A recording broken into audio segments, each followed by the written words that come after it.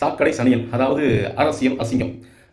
அது என்ன சொல்லியிருக்குதுன்னா, அதாவது இந்த சிஜேபியோட நிறுவனர் அபிஜித் தீப்கே அவர் வந்து நம்ம முதல்வர் விஜயை பற்றி ஒரு அறிக்கை விட்டுருக்காரு, நான் தமிழ்நாட்டுக்கு வரேங்கிற மாதிரி. இது எல்லாமே பார்த்துருப்போம். அதுக்கான கலவையான விமர்சனத்தை தாவேக்காவிலிருந்து நம்ம கொடுத்துட்டு இருக்கோம்.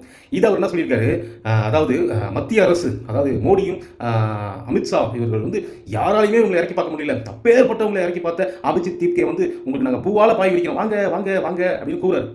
இந்த இடத்துல அந்த நாதாரிக்கு நான் சொல்லிக்கிறது என்னன்னா, திமுக பற்றி நான் புகழ்ந்து பேசுகிறேன் அப்படின்றத தாண்டி ஒரு விஷயம், திமுக அதாவது திராவிட கழகத்தை எதிர்த்து எப்படி தமிழ்நாட்டுக்குள்ளே வரணும்னா இத்தனை ஆண்டு காலமாக திராவிட இயக்கத்தை தாண்டி தான் உள்ளே வரணும். அப்படி ஒரு கட்டமைப்பில் அமித்ஷாவாலையும் சரி மோடியாலையும் சரி தமிழ்நாட்டுக்குள்ளே எந்த காலத்திலுமே நுழைய முடியல.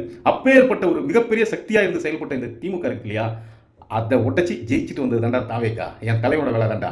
எப்படி திமுகவை ஒட்டச்சி ஜெயிச்சுட்டு வந்திருக்கும். இப்போ அந்த சிஜேபியோட சேர்ந்த அபிஜித் தீப்கே என்ன பண்ணுறான், நம்ம வந்து மோடியை எதிர்த்தோம், அமித்ஷாவை எதிர்த்தோம், அமைச்சரை வந்து நம்ம ராஜினாமா செய்ய வச்சோம், ஆனால் நமக்கு ஒரு பெரிய அளவில் ஒரு இது கிடைக்கல, என்ன பண்ணலாம், இவங்களை விட அடுத்து யார் பெரிய ஆள் இருக்கா அப்படின்னு பார்க்கும்போது தலைவனுக்கு தோணிருக்கு, அட்ரா அடுத்து விஜய் அவர்கள். இப்போ சாக்கடை சனினை நீ என்ன பொழப்பு நடத்திட்டு இருக்க, விஜய் அவர்களை விமர்சித்தோம், விஜய் அவர்களை தரக்குறைவாக பேசியிருந்தா இன்னைக்கு உன் பொழப்பிட்டு இருக்கு. அந்த லிஸ்ட்டில் தான் அவனையும் பார்த்துட்டு இருக்கோம். அவனை சரி நீ எவ்வளோ பெரிய ஆளை நீ உள்ள வர வச்சு தமிழ்நாடு முன்னாடி வர வச்சு நீ என்ன பண்ணாலும் முன்ன சொன்னது போல தான் ஒன்றும்.